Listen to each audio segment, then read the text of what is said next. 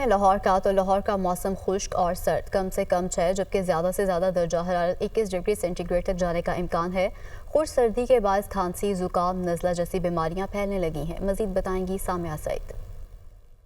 جی بالکل، اگر بات کی جائے صوبائی دارالحکومت لاہور کے موسم کی تو یہ دیکھا جا رہا ہے کہ صبح سویرے سے سورج جو ہے وہ اپنی کرنیں بکھیرتا ہوا دکھائی دے رہا ہے۔ البتہ آج سردی کی جو شدت ہے اس میں بھی اضافہ ہی ریکارڈ کیا جا رہا ہے۔ محکمہ موسمیات کے مطابق آئندہ 24 گھنٹوں میں کم سے کم درجہ حرارت 6 ڈگری سینٹی گریڈ جبکہ زیادہ سے زیادہ درجہ حرارت 21 ڈگری سینٹی گریڈ تک جانے کا امکان ہے۔ ہلکی رفتار سے ہوائیں چلنے کا سلسلہ بھی جاری ہے اور محکمہ موسمیات کے اعداد و شمار کے مطابق تاحال ہوا کی رفتار 10 کلومیٹر فی گھنٹہ کے حساب سے ریکارڈ کی جا رہی ہے، جبکہ ہوا میں نمی کا جو تناسب ہے وہ آج 62% تک جا پہنچا ہے۔